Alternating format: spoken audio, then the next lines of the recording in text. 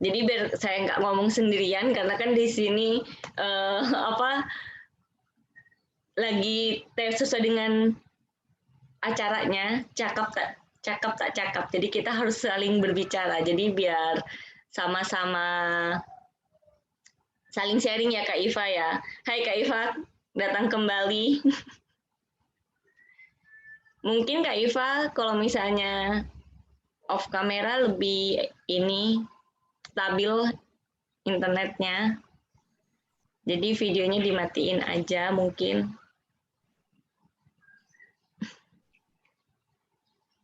Kak Iva? Oke. Kak Iva, bisa ini nggak masih freeze apa? Jadi tadi seperti itu kalau misalnya saya mengartikan kasih sayang itu seperti apa sih gitu kan. Kalau saya ya menempatkan anak sesuai dengan posisinya mereka. Kalau misalnya memang saya ngajar anak umur 5 tahun dengan anak umur 9 tahun, dengan umur 11 tahun dan umur 18 tahun itu sangat berbeda gitu, nggak menyamaratakan. Terus akan sesuai dengan tahapan perkembangan mereka gitu kan. Jadi benar-benar dikejar gitu. Jadi bukan yang karena dia anak spesial nih, anak autis nih atau anak Down syndrome nih. Jadi semuanya dilayanin gitu. Tapi benar-benar saya pengen anak-anak yang saya ajarin itu mereka bisa mandiri sendiri gitu kan. Jadi itu benar-benar bentuk kasih sayang saya sama anak. Kadang sih saya kalau ngajar anak tuh memang agak-agak galak kadang ya. Makanya galaknya di sini adalah bukan galak yang marah-marahin, tapi lebih ke tegas. Jadi kalau misalnya memang anaknya lagi nggak mau makannya tuh minta disuapin sama mamahnya gitu. Saya akan berlarang mamahnya untuk nyuapin. Jadi biarkan anaknya yang makan sendiri gitu. Oke. Wah, ada yang join lagi nih. Gitu sih definisi kasih sayang yang selama ini aku usung gitu kan. Jadi benar-benar nggak mau anak-anak kita tuh tergantung sama aku atau sama gurunya atau sama orang tuanya gitu. Yap, ada yang mau nanya nggak? Sini karena konsepnya akan tadi tanya jawab ya bareng Kak Iva kan. Nah sekarang Kak Ivanya kelempar-lempar mulu, saya jadi agak sedikit ini nih, bingung apa yang mau dibahas nih Kak Iva. Karena konsepnya tanya jawab kan jadinya harus ada yang nanya biar saya bisa jawab. Jadi bolehlah buat yang ibu yang hadir di sini untuk tanya atau sharing tentang menurut kasih sayang menurut ibu-ibu di sini apa sih sebenarnya gitu. Itu kan dari saya kan. Sekarang dari ibu-ibu di sini nih, dari Kak Wulan, apakah kita panggil kakak-kakak aja kali ya? Kita panggil kakak aja ya biar semakin akrab. Ada Kak Wulan, ini ada Mama Rido, ada Kak Dewi. Boleh ya Kak ya kita sharing tentang kasih sayang apa sih sebenarnya menurut kita gitu. Bagaimana sih sebenarnya wujud kasih sayang itu gitu ya? Iya, Mungkin benar. lebih wujud kasih sayang ke anak itu akan seperti apa sih gitu. Nah, gimana nih menurut Kak Wulan? Oh, ada orang Batam, jauh sekali ini tamu kita kali ini dari Batam, dari Surabaya ya. Masya Allah. Hebatnya virtual itu gitu ya Kak. Jadi kita bisa menjangkau seluruh Indonesia gitu ya. Iya, benar. Jadi sekarang kita bisa bertemu dengan orang-orang Batam, Mari Surabaya, berbagi pengalamannya, gitu kan. Kak Sri, bagaimana sih wujud kasih sayang menurut Kak Sri, Kak Wulan? Aduh, kalau saya suruh mendefinisikan susah nih. Tapi sharing aja ya. Saya bukan orang yang sudah lama berdekatan dengan anak-anak berkemampuan khusus gitu. Saya termasuk orang baru. Tapi dari situ saya hanya belajar bahwa sesuatu kalau kita berdekatan dengan mereka atau kita mengasuh mereka, saya selalu bilang dengan wali murid gitu, selalu sharing bahwa yang paling penting itu sebenarnya tega. Kayaknya itu susah sekali ya buat orang tua itu untuk tega dengan kita, itu tega dengan anak kita. Kadang kita melihat mereka udah ya secara kasar lah ya, udah nggak bisa kayak gini, kayak gitu. Akhirnya kan kita udahlah nggak mau repot juga ya sebagai orang tua yang terus kasihan kan, masa iya sih makan ya udahlah tinggal kita ambilkan, tinggal kita suap gitu. Padahal pola asuh seperti itu semakin membuat segala sesuatu itu lebih buruk kayak gitu. Dan saya sendiri kebetulan anak pertama saya itu juga salah satu insan berkebutuhan khusus, berkemampuan khusus, tapi kategorinya orang tidak akan menilai dia itu berkemampuan khusus gitu, karena normal, physically normal, terus adaptasinya normal, tapi apa ya, kalau bahasa ininya low perception. Jadi dia punya persepsi itu hampir 4 tahun di bawah umur dia. Gitu. Nah, yang saya terapkan itu ya itu tega. Jadi apapun ya udah kamu harus bisa kerjakan sendiri gitu kan. Kalau kata orang tega bener sih gitu. Kalau saya mendampingi anak-anak cerebral palsy itu juga kayak gitu. Awal-awal kok tega kayak gitu kan. Orang nggak bisa jalan, kenapa mereka harus bergerak kayak gitu. Padahal mereka masih punya tangan yang bisa digerakkan gitu kan. Terus saya juga dapat berpikir bahwa ya udahlah apapun bentuknya, apapun bagaimanapun caranya kamu jalan, ayo kamu bisa jalan kayak gitu. Bagaimana bentuknya kamu berjalan, kamu bisa jalan kayak gitu. Saya selalu kayak gitu. Jadi sama orang tua gitu. Akhirnya kebanyakan dari mereka bilang kalau kita kan nggak butuh sabar ya Kak punya anak berkemampuan khusus ya. Udah pasti sabar kan, nggak mungkin kita bakal marah-marah gitu kan, nggak mungkin gitu. Sabar pasti, nggak mungkin udah tahu kondisinya kayak gitu kita nggak sabar nih marah-marah sama mereka kan nggak mungkin ya, pasti sabar gitu. Tapi kalau tega nggak semua orang itu tega untuk mengasuh mereka gitu. Kalau saya kadang berpikir bahwa kasih sayang itu sebenarnya kita harus tega, bukan memanjakan kayak gitu. Rasanya sebenarnya gitu. Kalau saya sama anak saya yang normal aja, kalau mereka udah nangis, saya nggak peduli. Saya dengarkan aja mereka nangis gitu, sampai mereka selesai nangis gitu. Tapi untuk sesuatu yang memang harus mereka lakukan ya harus dilakukan gitu. Nggak yang kalau orang tua kan kebanyakan bilang kasihan udah nangis gitu kan, akhirnya kasih lah gitu. Kalau saya termasuk orang yang tega, bener-bener tega, tega dengerin anak nangis. Itu kadang saya kayak gitu. Tapi alhamdulillah sih ya memang efeknya bagus gitu untuk anak-anak kayak gitu. Terus yang paling pasti bahwa kita memberikan kepercayaan bagi mereka bahwa sebenarnya mereka itu bisa. Gitu. Kadang kita yang terlalu khawatir anak kita nggak bisa, justru mereka akan nggak bisa. Gitu. Tapi kalau kita percaya bahwa anak kita bisa, ya dengan pendampingan yang ekstra ya Kak, pasti. Tapi itu justru mereka akan bisa. Itu sih pengalaman saya sih kayak gitu. Wah, luar biasa sekali nih Kak Ulan nih. Makanya Kak Ulan apa Kak Sri nih?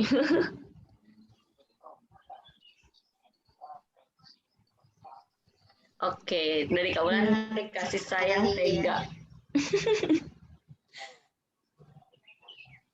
Kalau bagi Iva sih itu bukan tega ya. Mungkin memang cara yang sudah seharusnya ya. Karena seharusnya kita berpikirnya tidak hanya untuk saat ini gitu, tapi kan untuk masa depannya dia ya.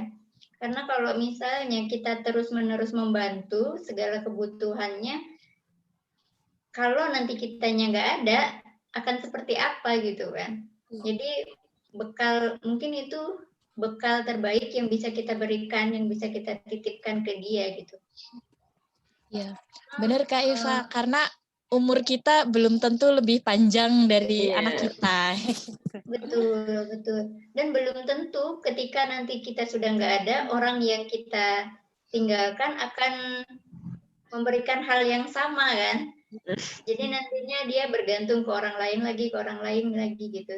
Kalau setidaknya kita sudah melatih sejak awal, ya sedikitnya dia sudah lebih siap untuk menghadapi apapun gitu.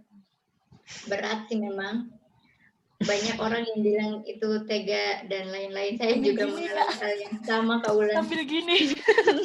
Kadang sebenarnya hatinya sambil gini, aduh gitu. Tapi ya udahlah mau nggak mau.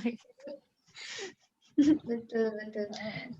Karena masa depan mereka lebih penting daripada masa sekarang ya Kak ya. Iya, betul sekali. Karena kalau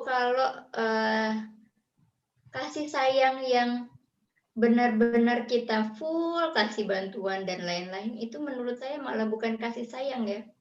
Iya. Karena bukan kasih sayang yang seutuhnya gitu. Karena kan mungkin itu cuman sesaat gitu. Cuman untuk kali ini saja.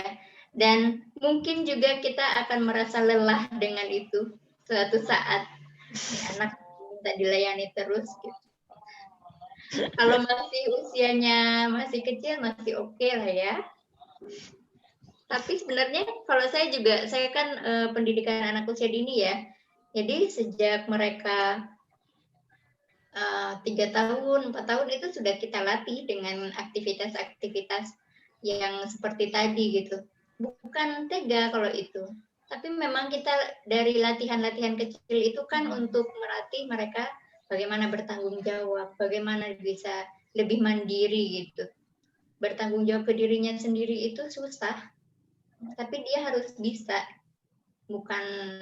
Bukan berarti kita tega ya. Sempat banyak penolakan dari orang tua murid, banyak penolakan dari keluarga-keluarga terdekat gitu.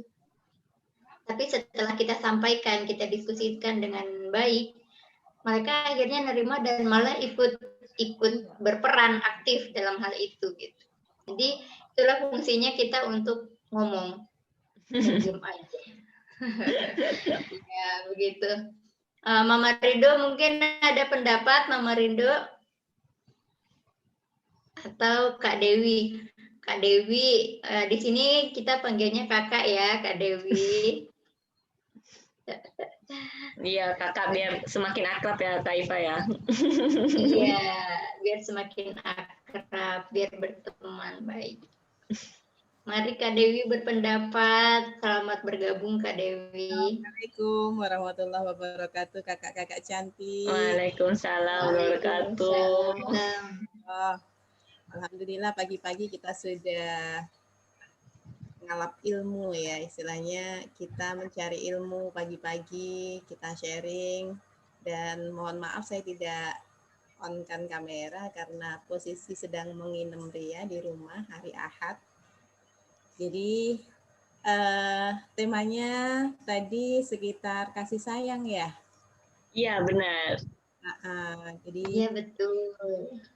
Masya Allah, salam kenal dengan Kakak Dewi dari Batam dan Kakak Dinas di SMK. Mungkin sama sih kita juga menghadapi anak-anak juga, apalagi posisi kita sebagai ibu, pastilah kita ada anak di rumah. Dan alhamdulillah saat ini dikasih rezeki 3 junior. Alhamdulillah. Iya, 3-3-nya laki-laki, yang paling besar itu masih di SDIT Ulil Albab Batam, yang nomor 2 juga sama di SDIT Ulil Albab, yang terakhir masih PAUD. Jadi menyikapi 3 putra-putra junior saya yang ekstra luar biasa, memang luar biasa karena laki-laki semuanya pasti berantem itu tentu, dan kadang-kadang saya juga bingung menyikapinya, apakah ini anak-anak kalau kita misalnya beli bola, apakah saya bisa beli bola satu atau satu untuk bertiga, atau masing-masing kita belikan bola. Jadi kadang-kadang saya tarik ulur, ada hal yang bisa saya belikan untuk mereka masing-masing satu, mungkin dalam bentuk makanan, tapi ada hal yang saya belikan satu tapi untuk bertiga, contohnya Lego. Jadi Lego itu saya beli yang kotak besar itu kan isinya sekitar 1000 piece ya. Jadi yang bisa mengarahkan itu masnya yang kelas 6, yang kelas 4 itu masih membantu merakit, tapi kalau yang PAUD itu masih riweh sendiri dia. Jadi saya coba seperti itu supaya mereka ada kerjasama. Jadi kalau tidak saya begitukan, nanti anak-anak itu mereka ego dengan barangnya masing-masing. Ini punyaku, ini punyaku, ini punyaku. Jadi punya kita yang mana? Jadi kadang seperti itu saya menyikapinya 3 junior yang di rumah. Kalau untuk hal makanan, mungkin kalau makanan ya kalau beli wafer ya mungkin saya belikan wafernya. Di kulkas itu saya stok 3. Jadi nanti entah mana yang habis kalau kita tinggal kerja karena di rumah tidak ada yang membantu, sedangkan ayah sama ibunya kan bekerja. Tapi di sisi lain juga saya menyikapi anak-anak ini saat ini alhamdulillah kami diberikan rezeki yang lebih, jadi kita bisa mencukupi kebutuhan anak-anak. Bismillah, mudah-mudahan. Tapi kami harus mempersiapkan diri karena anak-anak sekarang sudah posisinya bakal nyantri di Bogor. Jadi jadi untuk mengantisipasi supaya anak-anak ini siap dengan kondisi yang mohon maaf kalau di pondok itu kan terbatas ya, tidak bisa kita cukupi semuanya. Jadi dari awal kita kasih gambaran bahwasanya Mas, nanti ketika Mas Wahyu di pondok, ayah sama ibu tidak ada kedekatan dengan Mas Wahyu. Jadi apa yang tidak ada di pondok, apa yang disediakan di pondok itu yang harus dimakan. Misalnya makan pakai orek tempe, pakai telur dadar sama kecap, itu kita nikmati saja. Dan alhamdulillah anak saya yang pertama ini mungkin karena dia aktivis pramuka, jadi biasa di alam dan biasa makan yang ini ya, yang apa adanya. Jadi karena memang settingan saya ini anak tuh nanti setelah lulus SD saya pondokkan, maka saya dari SD itu saya bekali anak-anak untuk ikut kegiatan yang kegiatan sifatnya itu gimana ya, berbaur dengan banyak orang. Contohnya futsal. Futsal itu sering turnamen dan dia sering ke Kepri, sering pergi sendiri dengan pergi tanpa orang tua, berarti sama timnya saja. Kegiatan pramuka mewakili Sumbagut misalnya ke Pekanbaru. Jadi tanpa kami, tapi dia berbaur dengan teman-temannya. Jadi itu cara kami untuk mempersiapkan putra-putra kami yang bakal jauh dari kami. Itu sih, tapi tidak tiga orang ini punya sifat yang berbeda. Yang anak yang pertama ini mempunyai karakter yang sosialnya tinggi, mudah berbaur, mudah beradaptasi. Sedangkan putra yang kedua ini dia modelnya tidak suka berbaur, artinya dia lebih suka kerja sendiri. Jadi seperti elektronik, seperti bikin rangkaian, terus bikin alarm, mobil itu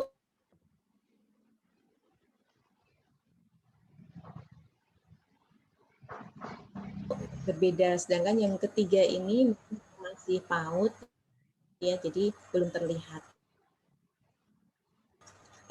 Jadi banyak cara untuk kita melampiaskan kasih sayang kita untuk putra kita, namun jangan sampai kita terbuai berlebihan sehingga tidak memunculkan kreativitas atau tidak punya tujuan kasih sayang yang menjerumuskan, artinya terlalu memanjakan. Jangan sampai seperti itu. Untuk mengantisipasi ya itu ketika mereka berjauhan dengan kita seperti mondok. Begitu dari saya, kakak-kakak cantik, Salihah. Wah, luar biasa ya. Kalian begini. Banyak, Allah. Menyatukan anaknya dengan bermain bersama. Keren. Semua keluarga pasti punya tips dan trik sendiri ya untuk memberikan kasih sayang yang utuh gitu. Karena memang nggak ada benar dan salah dalam hal memberikan kasih sayang, cuman mungkin alangkah lebih baik kalau lebih tepat begitu ya, lebih tepat cara memberikan kasih sayangnya, karena fokus kita adalah masa depannya, kemudian juga bagaimana nanti setelah kita nggak ada gitu. Karena nggak selamanya harus bergantung ke kita. Seperti itu. Mama Rido, bagaimana nih Mama Rido? Sudah bisa berpendapatkah? Di sini kita ngobrol-ngobrol aja. Ngobrol tentang bagaimana pengalaman kita membersamai anak-anak kita di rumah. Kalau saya ke anak-anak usia dini itu, saya sudah ajak untuk bikin rules gitu Kak. Jadi di sekolah, jadi di sekolah itu sudah kita sepakati bersama aturannya mau seperti apa gitu. Selalu dengan melibatkan semuanya ya. Jadi bukan keinginan kita, tapi kita mengizinkan dia untuk berpendapat. Jadi sejak kecil kita sudah ajak untuk mereka mengeluarkan pendapatnya gitu. Wah, jadi anak-anaknya udah bisa. Kemarin juga iya, sudah bisa ngomong sendiri, sudah bisa mengemukakan. Kadang kita juga begini Kak Huzaifah, Kakak Iva. Jadi saya juga lebih, apalagi masa PJJ ini, anak-anak lebih sering di rumah. Kita tetap ngantor, ayahnya tetap bekerja. Jadi saya khawatirkan saja ketika kita sedang bekerja, anak-anak asik dengan Android-nya. Nah, jadi kontrolnya saya itu ketika sore hari, ketika kita sudah pulang sekolah. Jadi kita selalu buka komunikasi. Itu anak-anak, apalagi kalau putra kita laki-laki semua ya. Jadi mereka kalau nggak kita ketok, tok, assalamualaikum, nggak kita tanya, mungkin nggak juga mereka akan sharing sama kita. Nah, memang kita posisinya sebagai ibu ini memang harus proaktif dengan putra-putra kita ketika kita pengen punya generasi yang aktif juga. Sering kita tanya apa yang dilakukan, tadi belajar apa, hafalnya sampai di mana, dan apa yang dia lihat gitu. Jadi itu saya berikan space itu ketika habis asar dengan menjelang maghrib. Setelah itu, karena yang memang dua-duanya ini kategorinya psiko umur. Jadi memang tidak bisa nggak bisa saya seriusin mereka. Jadi kalau mau negur anak saya yang lagi asik main game istiqomah gitu, saya bilangnya, Masya Allah, subhanallah, rajin, pangkal, pandai. Saya bilang gitu, nanti dia ketawa, dia merasa kesindir sama bundanya. Rajin, Masya Allah, subhanallah, rajin, anak ibu. Rajin, pangkal, pandai ya mas. Iyalah bu, pandai katanya. Habis itu terus diletakkan handphonenya, baru kita bercanda. Jadi memang cara-cara menegur Ananda ini memang tidak karena pernah juga saya coba menegur mereka dengan cara yang keras. Lalu apa yang saya dapat malah lebih membuat kita jadi naik oktav lagi. Jadi ketika anak kita sedang melakukan suatu kesalahan, memang kita harus banyak belajar bagaimana cara menegur anak-anak zaman sekarang yang mereka sukai. Ternyata setelah saya coba memang lebih enakan dengan menegur pakai sindiran. Subhanallah, rajin anak ibu, rajin pangkal, pandai bu, emas pandai ini kan pandai main game. Lalu dia letakkan, dia ngerasa tersindir, dia berhenti sendiri dan dia letakkan. Jadi kalau ayahnya ini mungkin karena bapak ya mungkin beda lah kalau untuk menyikapi anak, memang selalu naik oktav. Kasihan kalau ayahnya naik oktav, ibunya naik oktav, nanti anaknya oktavnya makin terlatih untuk naik. Jadi udahlah, sekarang kita bikin santai saja, itu menurut kami kakak-kakak. Wow, menarik sekali. Cara yang unik ya Bu untuk negur, baru sekarang nih ada orang tua yang ngasih tahu negur anaknya dengan cara seperti itu gitu. Allah, laki-laki semua aktifnya, Masya Allah. Mungkin dunianya dan sudah zamannya, jadi kita tidak bisa melarang. Betul. Ya, benar. Kalau Kak Hotik bagaimana Kak Hotik? Kalau bersama insan berkembang berkemampuan khusus itu tips dan trik apa biasanya yang disampaikan ke orang tuanya atau mungkin yang bisa kita terapkan di lembaga gitu Kak?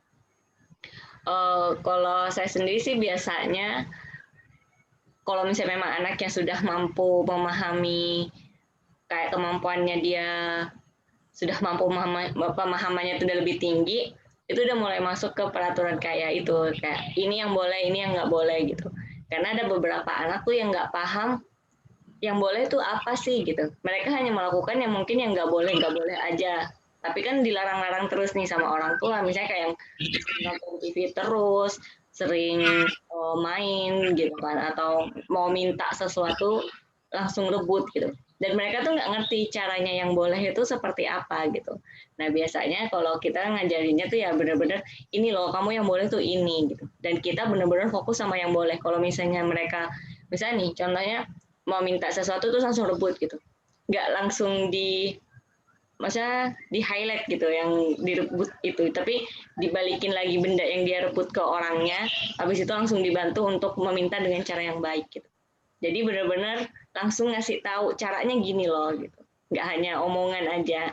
Nah sama karena kita di Rumah Tiara itu benar-benar melibatkan orang tua, kayak sekarang aja kita online, bukan kita yang ngajar, tapi orang tuanya di rumah. Jadi kita benar-benar orang tua tuh yang harus bisa ngajar anaknya. Dan selalu disesuaikan dengan kemampuan dan waktu orang tua. Jadi kalau misalnya orang tuanya mampunya ngajarinnya misalnya cuma cara ngajarin anaknya meminta, ya udah kita fokus di situ aja. Jadi benar-benar nggak ingin anaknya tergantung sama Rumah Tiara gitu. Karena kan kalau ke Rumah Tiara paling berapa sih seminggu sekali, paling 4 jam gitu. Sisanya sama orang tua gitu kan. Nah benar-benar akhirnya karena kita orang tua yang kita fokusin untuk bisa ngajar anak, sekarang online sudah hampir 1 tahun, anak-anak kita itu perkembangannya jauh lebih pesat ketika orang tuanya yang ngajarin gitu. Jadi sekarang orang tua kita tuh kayak kalau misalnya udah masuk lagi bisa jadi guru udah di ini gitu, di center gitu. Karena memang itu yang kita latih gitu. Kita benar-benar kasih tahu caranya satu persatu gini loh Bu gitu. Jadi kalau misalnya kita online, kita nggak perlu Zoom yang misalnya sampai 2-3 jam gitu. Tapi kita cuman video call aja, paling lama tuh setengah jam, lihatin cara orang tuanya ngajar anaknya, cuman lihatin aja, nggak usah yang gimana semuanya gitu. Habis itu kita bahas, evaluasi, udah. Dan alhamdulillah semakin kesini orang tua tuh udah semakin paham ngajarnya kayak gini gitu. Jadi udah paling kita cuma, oh bagus Bu, oke Bu, hebat, ada pertanyaan nggak Bu gitu. Terus orangnya nggak ada sih Bu Hatik, oh ya udah selesai gitu. Dan itu cepet gitu. Jadi ya alhamdulillah sih dengan kayak gitu jadinya anak-anak kita nggak perlu yang nangis-nangis di depan Zoom atau ngamuk-ngamuk gitu kan. Jadi semuanya aman gitu. Gitu sih biasanya sih kalau kita gitu. Jadi balikin lagi ke peran orang tua gitu. Nggak perlu ada drama-drama ya. Oh, nggak perlu. Drama musikal kan biasanya tuh. Banting segala macam gitu kan. Keluarlah bener. Gitu. Gampang jadinya, nyaman, turun oktav. Jadi bundanya juga asik, anaknya yang mau belajar pun juga asik. Tapi kalau kita paksa, aduh, itu mungkin panjangnya bisa sampai 1 meter kalau diukur. Iya benar Bu. Jadi memang benar-benar ngasih tahu ke orang tua tuh kalau memang anaknya lagi nggak mau belajar, nggak usah dipaksa dulu, berhenti main dulu gitu. Atau kasih dulu yang anaknya suka apa, baru nanti masuk lagi belajarnya perlahan-lahan gitu. Jadi kita benar-benar kalau ya berhubung Rumah Tiara bukan sekolah, jadi nggak terpatok sama kurikulum dan kita bikin kurikulum sendiri gitu kan. Jadi kita bisa atur itu semua dan alhamdulillah gitu. Biasanya kalau di center kita ngajarin satu kemampuan tuh ke anak bisa 2 bulan atau 3 bulan baru mereka kuasain gitu kan. Nah ini dipegang orang tuanya nggak nyampe sebulan sudah dikuasain gitu. Jadi benar-benar luar biasa. Jadi orang tuanya sendiri pun kadang kaget gitu. Oh ternyata saya bisa ya Bu ngajar anak saya gitu kan. Ya memang ibu hebat gitu. Gitu sih. Nih apa sinyal saya yang bermasalah? Enggak Kak, jelas. Oh, oke. Saya kayak barusan diam gitu, kirain sinyal saya yang lagi unstable gitu. Jelas. Iya. Kalau Iva kan memang kendalanya adalah kemampuan intelektual Zaki ya. Kalau untuk mengajak diskusi yang kayak gitu tuh kan kendalanya adalah kemampuan intelektual. Jadi ya semampu Iva aja bikin gitu. Ketika dia ngelempar, ya udah kita kembalikan lagi dan tetap disampaikan kalau itu tidak boleh. Dia paham atau tidak kita juga nggak ngerti ya. Tapi yang jelas berulang gitu. Cuman bisa melakukan pengulangan gitu. Ya, kembali ke tema kita kasih sayang gitu ya. Jadi memang kadang terutama kakek nenek ya Kak, kalau Iva tuh merasakannya kakek nenek gitu, kasih sayangnya berlebih gitu ya. Saking sayangnya sampai ya ngelihat nangis, sampai itu anak nggak boleh nangis gitu kan. Padahal kan nangis adalah wujud emosi ya yang memang harus dikeluarkan gitu. Sampai gak boleh nangis dan akhirnya perperangan pun terjadi. Keluarlah drama ya. Jadi kalau nangis mulailah yang ditegur kita, ini anak kenapa bisa sampai nangis gini. Nah, itu kan menjadi PR besar ya untuk menyampaikan ke orang tua kita, karena orang tua nenek kakek cenderung baper ya. Iya, Ketika benar. kita kasih tahu itu jadi cenderung baper kayak gitu. Tapi sebenarnya yang kita setelah kita sampaikan maunya anaknya ini begini gitu. Tapi Lama tuh proses penerimaannya lama tuh. Kak, Penerimaannya lama. Kak Iva, Jadi ya. Poin pentingnya adalah Ya, gimana Kak poin Dewi? pentingnya itu karena saya juga merasakan ini, saya memposisikan diri sebagai orang tua ya. Ketika kita menyampaikan sesuatu terkait dengan putra putri beliau, cara komunikasinya yang penting. Jadi saya pribadi sebagai orang tua lebih suka ketika bapak ibu guru di sekolah, bapak guru anak-anak saya di sekolah itu menyampaikannya malam hari. Jadi ketika hari ini ada pembelajaran kah, ada ujian kah, atau ada tugas, informasi tugas putra-putranya yang belum mengumpulkan kah, itu sifatnya jangan mendadak, jangan mendesak. Jadi memang harus komunikasinya itu, Mas APJJ ini, apalagi seperti saya punya 3, semuanya online. Belum lagi saya sebagai profesinya guru, saya punya online, kelas online-nya ada 8. Jadi memang cara komunikasi itu yang harus kita benar-benar kita setting ketika kita memberikan tugas, memberikan evaluasi dan sebagainya. Memang bahasa itu perlu diperhatikan, dan 1 hari sebelumnya atau malam hari kasih info untuk besok harinya. Ananda, besok kita ujian, misalnya ujian matematika ya, mohon Bapak Ibu mohon diperhatikan tugas-tugas Anandanya ya. Tugas ini yang belum mengumpulkan si A, si B, si C, ini sangat sensitif sekali. Ada juga karakter orang tua yang ketika diumumkan anaknya belum mengumpulkan tugas, itu ada yang langsung naik oktav temperamen.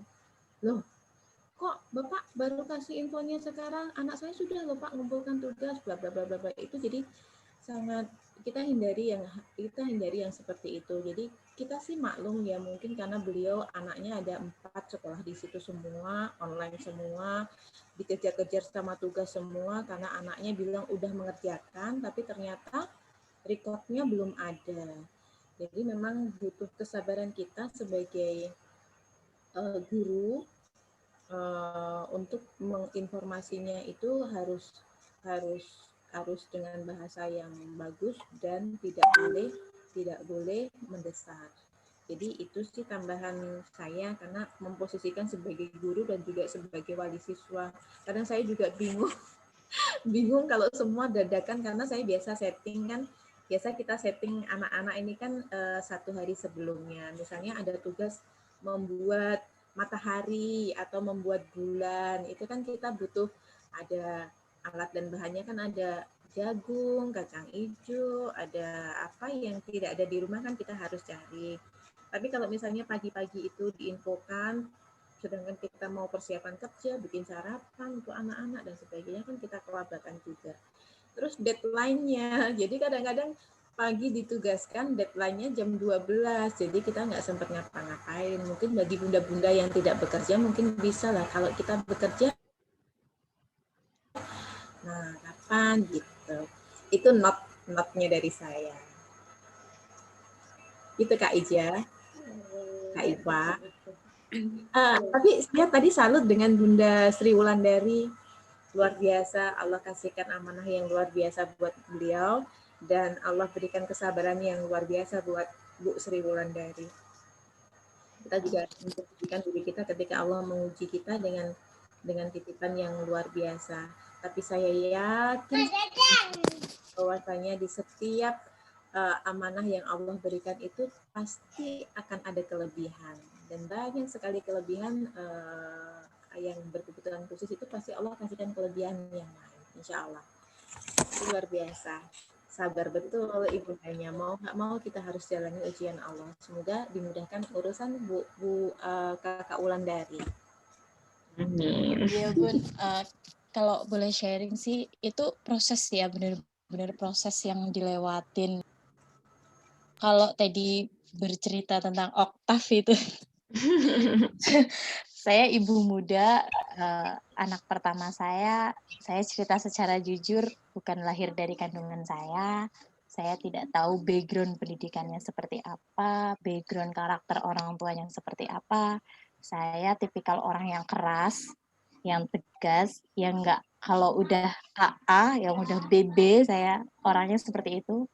Dengan background yang mungkin dibilang orang, ya bukan sombong, bukan apa, mungkin orang mengenal saya dari kecil itu cerdas kayak gitu. Kalau kita berkaca, Kak Eva mungkin juga pernah lah punya fase seperti itu ya. Kita berkaca dengan diri kita, melihat anak kita, kok anak kita seperti ini sih? Saya nggak mau lah anak kita seperti ini gitu kan. Apalagi dengan anak yang terlahir normal, dengan kondisi yang normal gitu. Jadi awal mula ya karena kita juga nggak punya pengalaman, nggak punya ilmu gitu. Yang namanya oktav itu udah setiap hari nih, oktavnya udah sampai 7 oktav, mungkin lebih gitu. Terus dengan ya apa, mungkin pendidikan yang salah gitu kan, keras gitu, maunya keras, maunya instan, sekali ngajar langsung jadi gitu. Pada saat itu saya belum terlalu ngeh bahwa si abang ini memang punya sesuatu yang berbeda dengan teman-temannya kayak gitu. Tapi sudah mulai ada bahwa ketakutan bahwa apa iya sih anak saya seperti itu gitu. Tapi saya masih yang belum mau membuka diri bahwa memang iya anak saya seperti itu. Alhamdulillah, tapi saya bisa dibilang terlambat, tapi juga saya masih bersyukur kalau saya masih ditegur kayak gitu, bahwa saya sadar ketika anak saya itu memang punya sesuatu yang lain nih. Dan alhamdulillah pada saat itu saya sudah mulai terbuka nih, yang tadilah yang cakap jangan tak cakap kan ya Kak. Kalau kita banyak ngomong, kita juga banyak respon masuk gitu. Nah itu yang semakin tahu, semakin sadar, oh iya ya gitu ya, butuh perjuangan ekstra juga untuk menurunkan oktav-oktav ini gitu. Dan alhamdulillah sampai sekarang sudah mulai lah, masih ya walaupun sekali 2 kali masih ada ya. Cuman nggak yang seperti dulu. Ya penyesalan itu akan datang selalu terlambat gitu. Tapi alhamdulillah saya cuman belajar bahwa segala sesuatu itu pasti ada hikmahnya gitu. Saya belajar kayak gitu aja. Jadi untuk yang anak kedua dan ketiga ini udah lumayan. Anak kedua kemarin pendidikannya seperti ini dengan lingkungan yang berbeda. Saya kan 10 tahun di Kalimantan Barat, Kak. 10 tahun di Kalimantan Barat, 4 tahun itu di kota, dan 4 tahun, kan 8 tahun berkeluarga yang di Kalimantan Barat, itu 4 tahun di kota, dengan 4 tahun di kampung, di pelosok benar-benar. Jadi lingkungannya sudah berbeda sekali gitu. Dan yang terakhir anak saya yang kecil yang masih PAUD itu di Purwokerto, di kota, ya dibilang kota tidak, dibilang desa tidak gitu. Jadi dengan background yang memang berbeda-beda gitu. Tapi benar itu, makanya saya dengan Kak Iva itu cakap jangan tak cakap itu memang benar sekali gitu. Semakin kita diam, semakin kita nggak pernah dengar orang, nggak pernah ngomong. Kita kan kadang nggak mungkin orang mau ngomong sama kita kalau kita nggak ngomong duluan ya Kak. Jarang lah gitu kan. Kayak kita aja kalau sama wali murid nih, kalau wali muridnya yang diem gitu kan, ya Kak Otik, kita juga mau ngomong banyak nih, agak-agak, aduh nanti dulu deh gitu. Iya. Tapi kalau wali muridnya aktif kan kita malah semakin banyak ngomong gitu. Jadi ya kayak gitu, jadi enaknya kayak gitu sih. Dan alhamdulillah anak saya kemarin di SD kelas 6 itu dari gurunya sudah menyarankan untuk dikeluarkan dari daftar ABK di dalam dinas pendidikan kayak gitu. Cuman pada saat kemarin kan kelas 6 ya Kak. Jadi saya masih agak aduh nanti nggak dapat spesialisasi nih, mau ujian masa tinggal ujian doang kayak gitu. Jadi saya bilang konsultasi terus sama gurunya, kalau enggak jangan dulu lah, nanti SMP aja gitu ya, biarkan SMP yang menyaring sendiri dari sekolahnya kayak gitu. Nah alhamdulillah lagi berkah yang luar biasa kena COVID ya Kak, anak saya nggak perlu melalui fase ujian, sudah lulus.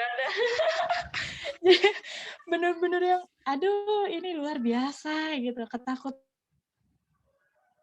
saya waktu itu, aduh gimana ini anak saya mau ujian, harus hafalan, harus ini itu gitu. Padahal orang nggak akan menilai dia itu.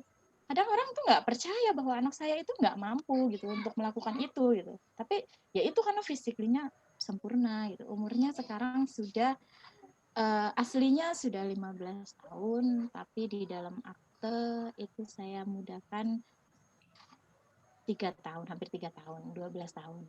Kebetulan karena tidak ada track record kelahirannya, jadi saya melihat kemampuan dia waktu itu, ikut saya itu sekitar umur hampir 5 tahun, iya 5 tahun, tapi karena saya lihat kemampuannya, saya juga berpikir pada saat itu anak saya umurnya 2 tahun, kayak gitu. Physically-nya juga nggak terlihat tua, kayak gitu. Jadi udah saya masukkan ke aktenya itu lebih muda, kayak gitu. Dia nggak terlalu tercover sih. Itulah Kak. Terus satu lagi sharing bahwa saya sering ngomong bahwa yang namanya sesuatu yang terjadi di masa lalu itu sangat berpengaruh di masa depan ya Kak. Karena putra saya waktu itu pertama kali saya bawa ke psikolog itu ya ketemunya itu adalah traumatik pada saat dia umur di golden age-nya kayak gitu. Yang itu saya nggak pernah tahu apa yang dia alami sebelum ini, saya nggak tahu background keluarganya seperti apa memperlakukan dia atau dia itu seperti apa gitu, saya nggak pernah tahu. Jadi ya sempat saat itu sempat gitu ya, sempat agak-agak yang down banget. Daunnya bukan masalah anak saya yang seperti itu Kak, tapi daunnya kenapa saya baru tahu sekarang kayak gitu. Kenapa nggak saya tahu tuh kemarin gitu. Kalau saya tahu dari dulu mungkin nggak akan sampai seperti ini gitu, nggak akan sampai ke tahap ini gitu. Jadi kalau sekarang saya di dunia PAUD, saya sering sosialisasi ke teman-teman kayak gitu yang sesama lembaga bahwa indikasi anak berkemampuan khusus itu sedini mungkin itu sangat penting kayak gitu. Jadi jangan sampai kita salah asuh gitu sih. Ya mudah-mudahan karena setiap anak berbeda ya Kak. Ya, menarik sekali, menarik banget. Jadi memang di sini kita menyebutnya insan berkemampuan khusus ya, seperti yang sudah kita sampaikan pekan lalu. Kalau yang berkebutuhan khusus itu sepertinya ya, kalau saya sih merasanya sayanya yang berkemampuan khusus. Soalnya dia pasti punya kemampuan khususnya, hanya saja saya yang butuh kebutuhan banget ini untuk melihat apa sih kekuatan yang dimiliki dia gitu. Jadi kalau yang dari Kak Ulan itu, nah kalau saya memang orangnya tidak pernah menyesali semua yang udah lewat gitu. Saya nggak pernah menyesali semua yang udah kita jalanin sejauh ini gitu. Karena bagi saya percaya bahwa semua akan datang di waktu yang tepat. Ya, ini saatnya kan Kak Ulan sampaikan bahwa pengalaman masa lalu sangat berpengaruh kepada masa depannya gitu. Nah, makanya mulai saat ini kan saat ini adalah saat dimana nantinya akan menjadi masa lalu dia gitu kan. Jadi tugas kita lah saat ini untuk memberikan sebaik-baiknya kasih sayang, memberikan sebanyak-banyaknya cinta tanpa syarat untuknya, supaya nanti di masa depannya dia akan mengingat, oh masa lalunya dia itu indah kok. Karena kita sudah penuhi itu, kasih sayang yang kita kasih sudah tepat, seperti itu ya. Jadi saya sejauh ini juga berusaha dengan sangat sebisa mungkin gitu. Dari Kepri terbang jauh, tinggal di sini cuman berdua sama Zaki gitu, karena memang mengejar ilmu yang belum saya dapat pada saat saya di Kepri dulu gitu. Kalau di tempat saya itu memang sulit sekali kaotik untuk dapat informasi, untuk dapat ya pada saat itu ya, pada saat saya keluar dari kampung. Tapi alhamdulillah sekarang sepertinya kemajuannya sudah pesat sekali. Jadi kalau dulu memang mau pengobatan harus ke Batam dulu gitu. Sementara butuh modal yang tidak sedikit gitu ya. Dan Zaki itu pengobatannya Masya Allah luar biasa dia. Ya tahu sendirilah Kak Hotik bagaimana obat epilepsi itu ya. Iya. Baru diobat epilepsi, belum lagi untuk fisioterapi dan lain-lain. Masya Allah. Wah, luar biasa. Jadi ya itu perjalanan sih. Perjalanan menurut saya itu nggak ada sesuatu yang tidak mungkin ketika kita sudah mau berusaha semaksimal mungkin gitu. Seberapa besar usaha kita aja. Gitu. Jadi ya jadikan ini cerita masa lalunya kelak. Karena memang ya kita aja nih ya, kita kan ini masa kita sekarang ini akan jadi masa lalu kita nanti di masa tua ya. Kita masa tua nanti akan mengingat, oh dulu aku pernah begini ke anak ini, dulu aku begini ke anak ini gitu ya. Makanya ketika kita berusaha untuk memberikan yang positif, pastinya yang kita ingat akan yang positif juga ya nggak sih? Benar Kak. Jadi ya begitulah. Seru sekali ceritanya Kak Ulan, menarik sekali. Anaknya Kak Ulan TV juga ya? Saya 3 Kak. Saya 3. Oh, yang cerebral palsy? Oh enggak, saya kalau yang cerebral palsy itu saya pendampingan aja. Rata-rata dari saya punya rumah belajar. Kalau kita sebut dulu itu apa ya? Dulu itu kelas terapi gitu. Tapi seiring berjalan waktu saya ganti nama karena dulu kita punya kayak semacam donatur tetap lah ya, kayak ya mungkin pembentukan yayasan kayak gitu. Tapi yayasannya bubar gitu, bubar jalan. Saya bertekad untuk tetap stay gitu, tetap memang berjalan di situ gitu. Jadi saya rubah namanya itu menjadi rumah belajar gitu. Rumah belajar dan rumah kasih sayang kayak gitu. Kita di situ kebanyakan dari mereka itu cerebral palsy. Tapi juga banyak juga yang Down syndrome, terus ada juga yang autis seperti itu. Alhamdulillah sih Kak, ya apa ya itu yang tadi bilang kita pengen sebanyak mungkin buat sesuatu yang positif karena pasti baliknya ke kita itu positif gitu, apapun bentuknya itu gitu. Jadi kalau melihat awal mula itu melihat senyum loh Kak, melihat senyum mereka. Kadang kan kita juga punya masa-masa terpuruk dalam hidup ya Kak. Tapi kalau kita lihat mereka nih, mereka itu sebenarnya mereka nggak pernah yang namanya tersiksa dengan kondisi mereka.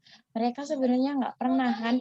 Justru yang tersiksa itu kita kan kayak gitu. Jadi kadang saya belajar dari situ aja bahwa mereka aja yang menghadapi segitu beratnya ujian hidup gitu.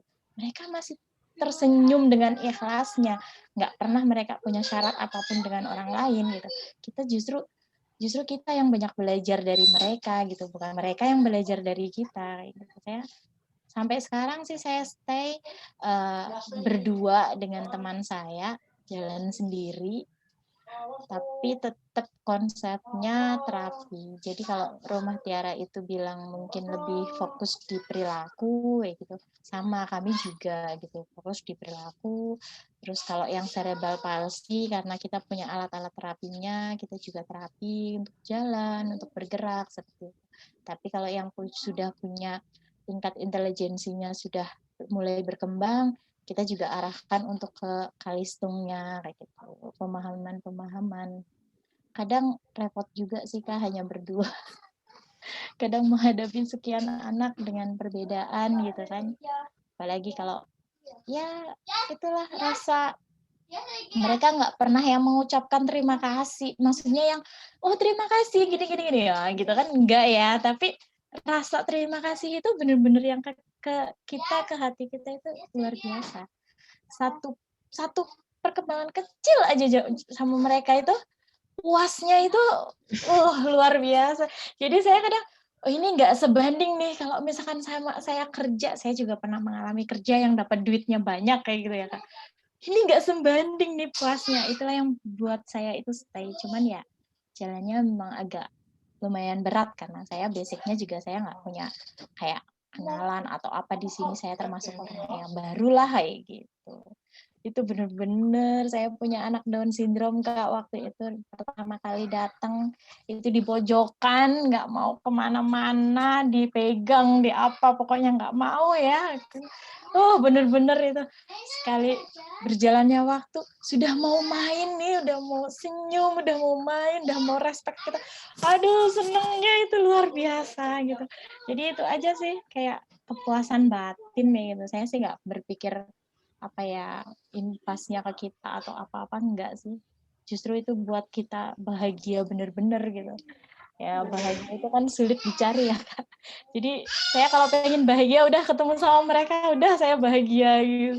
Kadang orang juga geleng-geleng sih maunya apa tujuannya, nggak ada tujuan apa-apa, udah sharing aja gitu. Alhamdulillah sih. Tapi ya itu Satu lagi yang bikin saya sedih banget kalau sudah berhubungan dengan anak cerebral palsy ya. Mereka kan belum punya kemampuan untuk mengontrol ludah ya Kak. Nah, jadi suka ngenceskan. Jadi yang bikin saya benar-benar nangis dan marah sekali itu ketika ada yang bilang bahwa ilernya dia itu menular gitu Kak. Jadi Iva bilang, anak saya kalau misalnya nih itu menular, yang tertular duluan saya. Iya. Gitu ya. Logika yang tertular duluan pasti saya. Tapi saya seusia ini masih sehat, masih biasa gitu. Masih nggak seperti dia. Jadi kenapa harus dijauhi dengan kata-kata itu bisa menular gitu. Itu yang bikin saya gitu. Makanya nah, kalau dari ceritanya Kak Ulan tadi benar sekali ya. Kalau kita yang sudah berkecimpung di dunia insan berkemampuan khusus ini pasti merasakan itu ya Kak Fatik ya. Jadi kalau di IVA itu ketika dia sudah mengenali aja, gitu sudah pas kita datang dia sudah mau senyum, itu artinya dia sudah mengenali kita ya. Karena anak itu nggak mudah untuk menerima. Tapi ketika dia sudah menerima, dia mengenali, itu udah pencapaian terbesar bagi saya. Benar banget. Sudah sebahagia itu. Gitu. Sudah bahagia banget ketika dia udah kenal dengan kita gitu ya. Iya, jadi saya jadi ingat ini, pertama kali yang membuat saya tetap stay gitu kan, tetap mau nih di dunia insan berkemampuan khusus ini, itu awalnya karena saya memang saya memang lulusan psikologi tapi nggak punya background ngajar anak sama sekali gitu. Jadi nggak pernah berhubungan dengan anak-anak sebelumnya, tapi memang saya suka main sama anak-anak gitu kan. Nah pertama kali ngajar itu dapat anak ADHD, autis plus ADHD yang perilakunya tuh luar biasa sekali. dia ngeludah yang benar-benar dari ujung rambut sampai ke ujung kaki itu dia cucu sampai itu ngeludahnya bukan hanya cu gitu, tapi langsung cucu gitu kan, yang direntet dari atas ke bawah gitu, terus mukul, nendang, nonjok, itu benar-benar luar biasa gitu. Sampai akhirnya pas sudah kayak sebulan ngajar dia tuh aku kayak aku nggak bisa di sini, aku nggak sanggup, aku kan ini hari terakhir gitu. Akhirnya ngajar dia tuh kayak ya udah gitu kan, ngajar seperti biasa, dan itu ngajarnya cuma kejar-kejaran aja di dalam kelas kan sama dia, karena kan memang waktu itu kan aku 2011 itu masih belum mendapatkan training yang benar cara ngajar anak seperti apa gitu. Dan aku belum pernah ikut training-training yang cara ngajar anak insan berkemampuan khusus ini seperti apa gitu kan. Sampai akhirnya itu di hari terakhir pas udah kayak detik-detik mau selesai sesi, terus kan ada program kemari gitu. Tiba-tiba dia tuh datang tuh langsung meluk aku. Jadi dari situ tuh kayak langsung kayak oke, gitu, aku harus di sini dan ini memang tempat aku gitu. Jadi udah kayak dari sampai sekarang tuh kayak udah nggak ada pikiran lagi untuk keluar gitu, untuk udah aku nggak mau di sini lagi, aku capek, aku bosan gitu. Tapi benar-benar kayak anak ini yang memberikan kasih sayang duluan ke aku. Mungkin selama ini saat aku ngajar tuh kayak aku udah kayak kesel duluan kali ya sama dia. Ini anak kenapa sih kok kayak nonjokin aku, ngeludah, mukul, nendang gitu kan, semuanya gitu. Tapi ketika dia peluk aku tuh kayak langsung semua terbayarkan, dan setelah itu ya walaupun perilakunya sama, tapi dia masih ada penerimaan gitu. Dan menurut aku sih dia yang memberikan kasih sayang duluan ke aku dibandingin aku yang memberikan kasih sayangku sama dia gitu sih. Jadi kalau saya ingat cerita itu aku kayak langsung mau nangis gitu kan, oh my god gitu. Sampai sekarang banyak sih anak-anak aku yang kalau misalnya ketemu aku gitu ya, Bu Hatik, aku sayang Bu Hatik. Iya, Bu Hatik juga gitu. Itu jadi kalau misalnya untuk anak-anak yang sudah bisa bicara, itu mereka bisa ngungkapin. Karena ya tadi seperti kata Kak Ika, kalau mereka udah kenal, mereka akan melihat kita dengan tersenyum gitu kan. Nah kalau misalnya anak yang belum bisa bicara, biasanya kalau saya tahu dia kenal saya itu adalah dengan ya mereka kalau saya duduk di sampingnya tuh membiarkan. Kan kalau ada anak-anak kalau misalnya kita duduk di sampingnya kabur ya. Atau nangis gitu tuh, kalau udah anak nangis, ya ampun kayaknya gimana gitu kan. Gitu sih. Sekali kita ya gitu ya. Iya. Kayak momok banget buat mereka gitu kan. Itu benar-benar sedih banget kalau aku udah ada anak nangis, aku baru datang terus dia nangis atau kabur dikunciin pintu, itu udah kayak gitu sih. Wah, di sini ada yang baru join nih Kak, ada Dani, Mama Dani ya, ada sama Bunda Sowia juga ada. Halo, welcome Bunda Sowia. Ya Allah, mari kita berbagi kisah Bunda. Halo, saya tutup video ya, karena saya di kebun lagi nganuin bunga ini. Wah, seru banget. Wah, lagi panen jambu juga, jadi saya nggak ini ya, tertarik deh, karena itu duniaku deh. Kalau bicara itu, udah gitu ya. Iya, bicara itu tadi apa? Bicara diludahi, aduh. Ayo itu, Bu, berbagi pengalaman Bu. Kalau diludahi itu saya udah biasa, bahan ludah yang kental, yang riak itu masuk batu. Aduh, ya Allah, amin. Saya dapat barokah ini gitu. Kalau ditinju, hidung saya ditinju pengen udah nangis, tapi kesel. Ya Allah, ini berkah lagi. Jadi tapi sekarang Bunda peluk, iya benar Bunda peluk gitu, ya Allah, kayaknya rasanya tuh pengen nggak pergi-pergi deh dari kerumunan mereka gitu, selalu menyapa Bunda kan gitu. Aduh luar biasa deh. Jadi itulah kita berbagi, akhirnya cinta, dan itu jarang loh, jarang benar orangnya kayak kita ini, benar jarang banget gitu ya.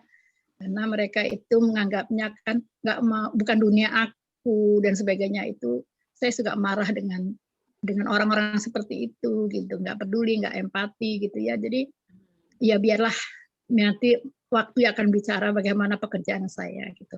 Dia hanya bilang, salut ya Bu Sowia, salut ya Bunda gitu aja. Bukan itu maksud saya gitu. Ayolah ambil bagian gitu kan ya. Bukan salut gitu ya. saya kan ada 38 anak ya, seperti macam-macam, seperti dari yang parah dari buangan mana-mana ke kita sampai guru-guru gini, Bunda kok kita ini seperti ini. Oh itu bagus, kita berarti bisa nangani lebih parah, mereka nggak bisa, hebat, guru hebat. Oh selalu saya sanjung-sanjung kehebatan. Iya, kamu orang ini hebat, kalau mereka mah biasa lah, anak-anak reguler. Tapi anak hebat ini, gurunya lebih hebat. Nah itulah senjata saya untuk guru-guru gitu. Ayo bersama-sama gitu. Bersama-sama untuk apa namanya membantu ya, meringankan beban orang tua kan gitu. Jadi kita juga ada komunitas orang tua gitu. Jadi alhamdulillah gitu ya. Jadi anak-anak ini kan ternyata udah SMA SMP itu ngerti banget, karena ada nih kasus ya udah pindah-pindah kemana-mana, namanya Delma itu 13 tahun nggak bisa makan apa-apa, hanya makan mie saja dari kecil. Terus dia sampai di SLB itu mematahkan tangannya, guru dilempar dipukul pakai gagang kursi. Akhirnya gurunya dipindahin ke sekolahan saya. Alhamdulillah sekarang ini rajin ngepel, komunikasi baik. Terus kenal dengan saya kenal dengan guru-gurunya. Suatu saat pernah pesta nih, belum lama ya, Januari, tapi pesta terbatas, kakaknya menikah. Terus kami datang lah, yayasan datang, guru datang. Dia itu pakai batik ganteng, dari jauh dia lari nyamperin salim satu-satu. Bunda, Bapak, ini sebut semua. Aduh, kebanggaan. Orang tuanya sangat nangis. Begitulah dia dari yang tadinya nggak ngerti, nggak terarah, kemana-mana nggak diterima. Alasannya macam-macam, gitu ya. Karena memang ternyata kita ini bukan dari PLB saja, non PLB itu lebih bagus banyak, gitu ya. Justru saya dari PLB itu saya banyak ada ngeluarin beberapa dari PLB karena memang nggak pas sekali dalam menangani anak, karena anak itu harus dengan kasih sayang ya, harus dengan hati. Tampak loh anak-anak yang kita nggak pakai hati, anaknya susah gitu. Kalau kita pakai hati ikhlas itu anak-anak tuh gampang gitu ngelendot gitu ya. Yang saya sedih itu ya sebulan pertama 2 bulan, setelah 2 bulan mereka tuh entah saraf apa yang ditarik kok jadi nurut anak-anak itu tekniknya luar biasa. Entah, makanya sopir saya bilang, Bu, kenapa ya anak-anak kayaknya nggak diterima tempat kita kok baru 2 bulan, apa ada saraf yang ditarik ya Bu? Itu, nah seperti itu. Terus kalau naik lagi saya kalau pagi tuh jam sebelum masuk sekolah itu kan baris gitu, aneka macam yang dengan kehebatannya anak-anak ya ABK itu bisa baris, bisa masuk gitu. Masya Allah, ini Allah tuh menciptakan ini luar biasa ya, guru hebat gitu aja lah pokoknya, nggak ada yang lain deh. Jadi guru pilihan lah, menangani seperti itu saya memberikan apresiasi yang luar biasa deh gitu. Sampai sekarang saya berpikir bagaimana mereka nyaman, enak gitu, karena memang kalau tidak dengan hati nggak akan terjadi chemistry, nggak akan terjadi pembelajaran yang baik. Nah itu dari saya membuka ini tahun 2011. Wow. 2011 saya sekarang ya di Metro, di SLB Insan Madani ini memang kita nangani dengan dana sharing ya, yang kayak ngasih lebih, yang nggak punya gratis kan gitu. Komitmen SPP-nya maksimal, yang kaya, yang sedang, yang gratis gitu. Jadi terus kita non diskriminasi, tidak boleh membedakan oh ini yang kaya, wis nggak, sama semua perlakuannya.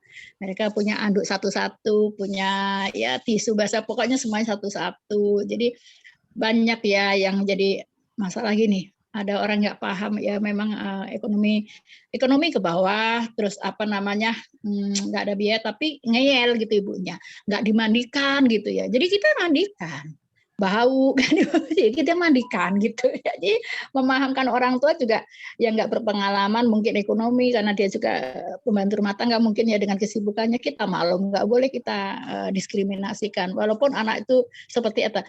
Coba kamu lihat, kalau anak itu bandel berarti gurunya nggak ikhlas tuh, tertawa. Istighfar yang banyak ya, katanya gitu, istighfar yang banyak ya, gitu, ini surgamu loh, katanya gitu, udah selesai gitu. Banyak sih guru yang cek, aduh Bunda, no nggak ada aduh, happy senyum, oh ya, jadi gitu.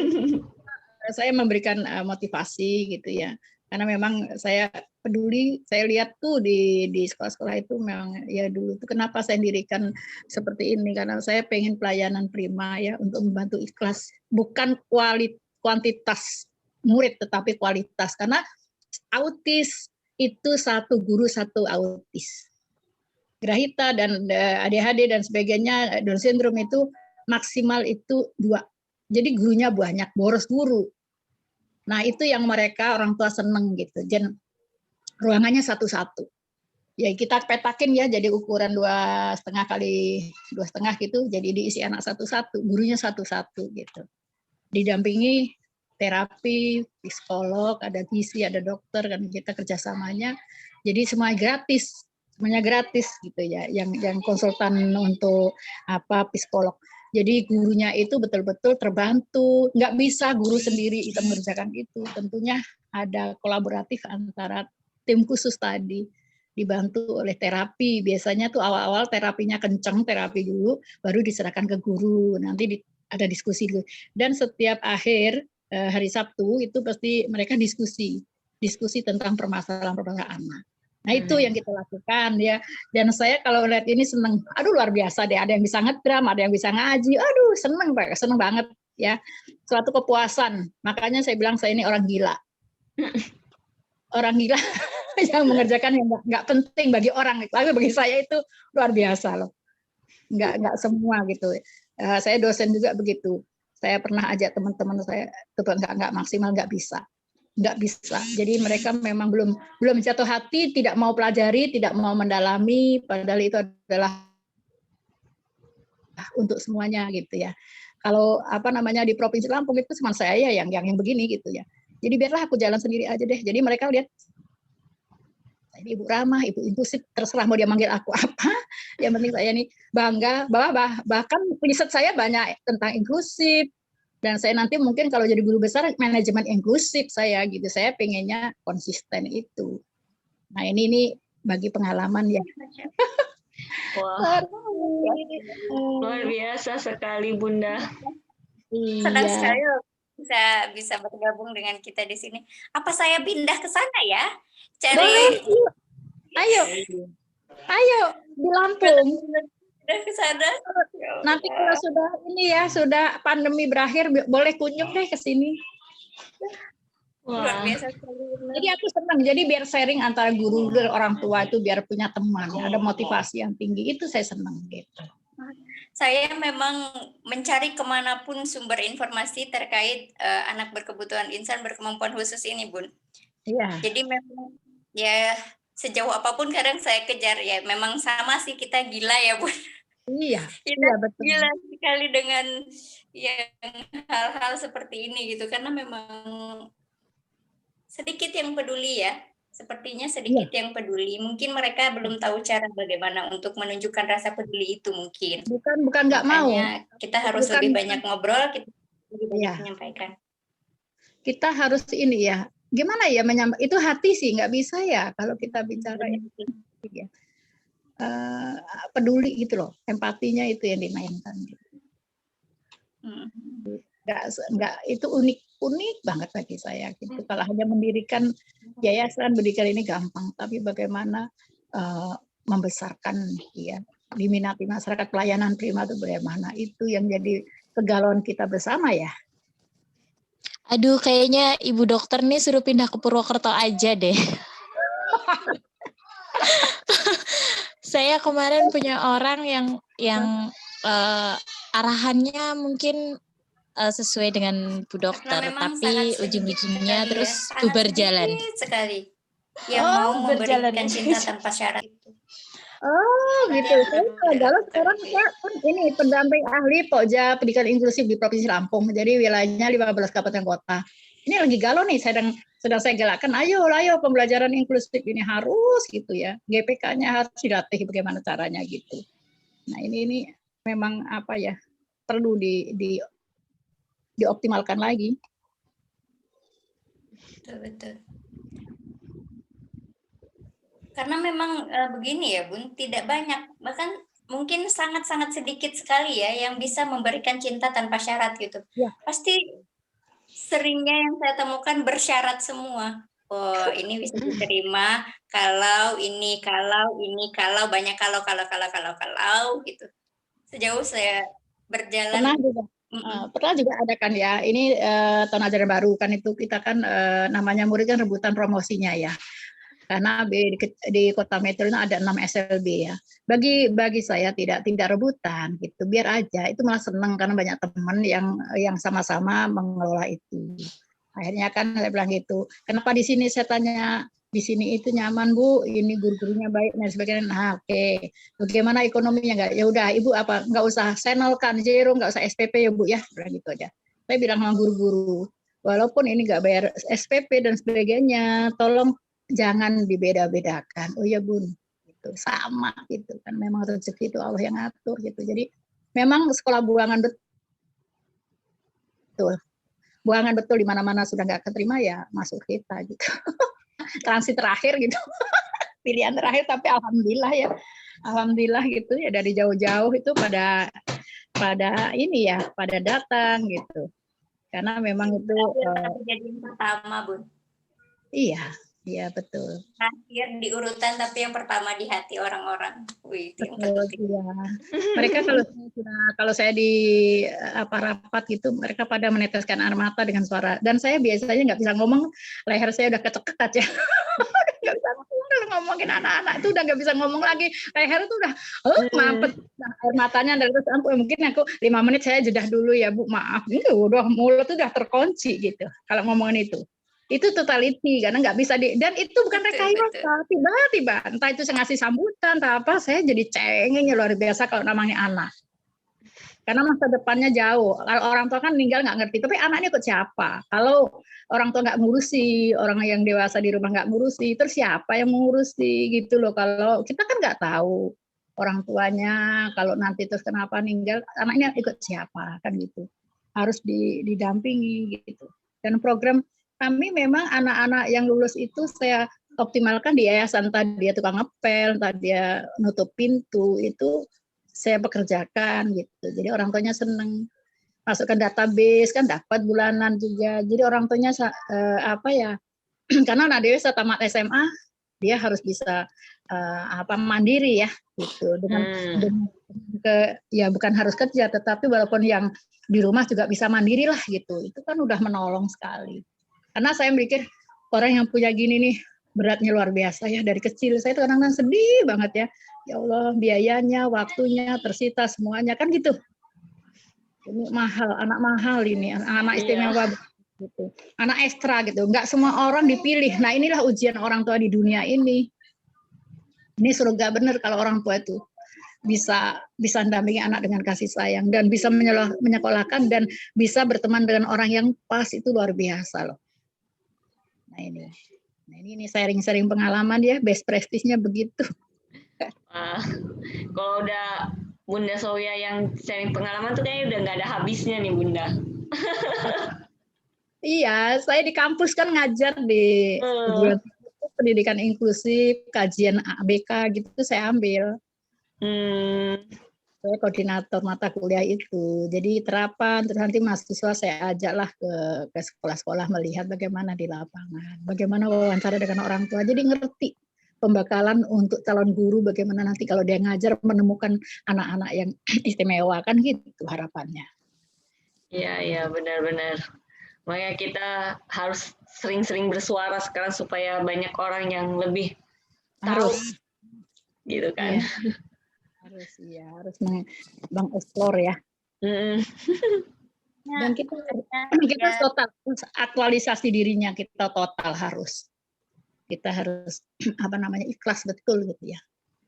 Jangan makanya saya bikin kegiatan ini supaya kita semua lebih, dan kita bisa mengajak begitu ya. Mungkin kalaupun tidak bisa mengajak, seenggaknya kita sudah mengeluarkan apa yang ingin kita sampaikan ke banyak orang begitu. Karena kan mengajak itu hal yang sulit ya, cukup sulit mungkin bagi orang, apalagi untuk membuka kesadaran itu luar biasa sekali, sangat sulit. Tapi yang bisa kita lakukan adalah mengeluarkan, menyampaikan apa yang bisa kita suarakan gitu. Betul. Sepertinya Kak Iva freeze lagi nih. Oh ya, ini ada. Iya, Ibu. Lempar-lempar dulu ya, Kak ya. Anti sahabat. Yaitu kita harus sesering mungkin untuk menyuarakan pendapat kita gitu ya. Ini ya baru buka nih kan di kebun. Jadi nggak baju apa di kebun panen jambu. Aku lihat, ih bagus nih, klik aja gitu. Jadi saya nggak mau menampakkan diri, mukanya nggak bagus. Ya. Nanti kalau ada kegiatan lagi ya. Oke. Kapan-kapan Bu Sowi bisa bergabung dan memberi info lebih banyak lagi pastinya ya, karena pengalaman Bu Sowi Masya Allah luar biasa sekali. Kami Ya, ini nanti sangat butuh, sangat kasih butuh. video, ya. Nanti saya kasih video-videonya, saya kasih materi. Saya akan untuk apa best practice saya menangani anak-anak ya. Wah. Itu Bun, Kita di-share agendakan aja. ya Bu, kita agendakan ya Bu. Kita itu ada agendanya setiap jam 9 pagi, itu di hari Sabtu Minggu jam 9 pagi. Oh iya, kalau tahu gitu saya siapin nanti ya. Oke. Kita ini aja lah saling support ya. Betul, karena saya selaku orang tua itu butuh sekali masukan dari mana-mana. Betul. Karena memang kadang jiwa ingin belajarnya tinggi, tapi yang ingin memberi informasi itu sedikit begitu ya. Iya. Kadang kan kita harus nanya sana sini, oke kalau bertanya, dan ada kalanya ada juga yang masih belum mau menjawab begitu ya. Ada juga yang harus mengeluarkan isi kantong yang terbatas ini begitu ya. Allah, perjuangan luar biasa. Tapi ya itu, nggak apa-apa sih. Maksimalkan usaha itu cuman yang bisa dilakukan ya. Kalau bagi saya setiap orang tua itu memaksimalkan usaha, ya udah gitu. Ketika itu sudah maksimal, pasrah aja dengan hasil yang sudah ditetapkan.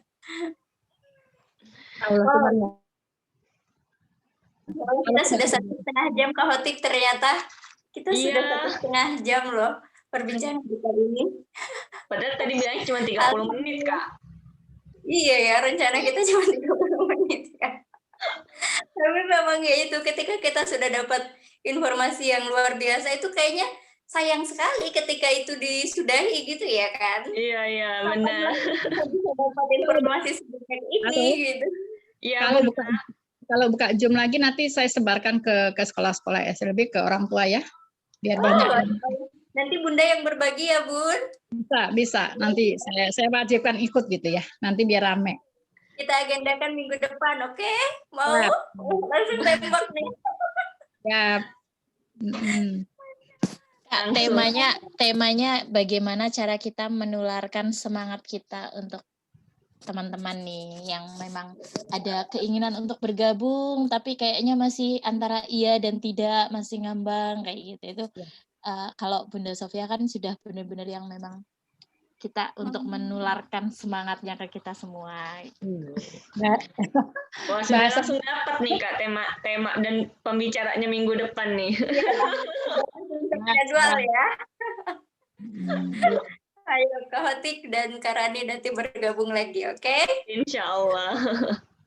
Ipa senang sekali hari ini kita bisa berbincang banyak, bisa tahu banyak, tapi dari semua obrolan yang luar biasa ini, terkait dengan tema kita yaitu kasih sayang, itu ada satu hal yang sangat-sangat bisa diambil dari obrolan kita sejauh ini ya, yaitu berikan sebanyak-banyaknya cinta tanpa syarat, karena cuman itu yang dibutuhkan setiap orang gitu, terutama untuk insan berkemampuan khusus. Jadi tidak ada kata kalau sudah ingin memberikan kasih sayang itu nggak ada kata kalau lagi.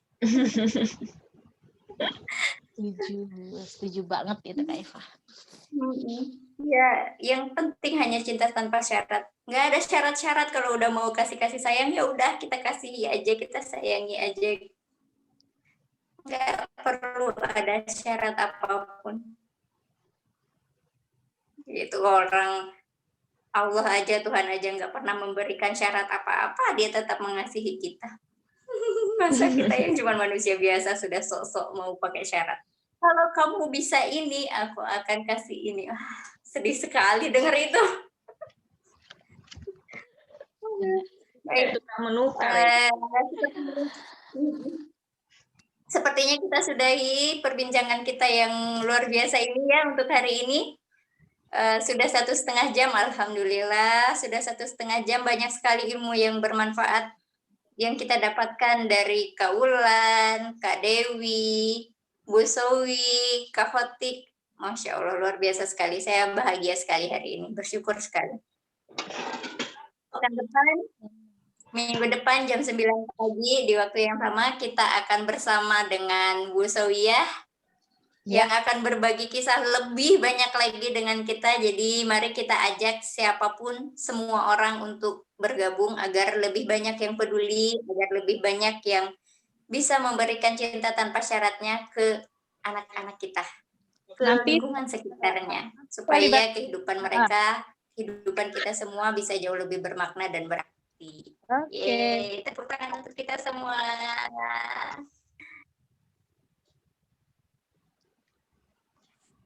Baik, terima kasih. Saya tutup ya. Assalamualaikum warahmatullahi wabarakatuh. Waalaikumsalam warahmatullahi wabarakatuh. Terima kasih Kak. Terima kasih semua. Ini saya tutup ya. Kalau saya tutup, semua tutup nih. Baik.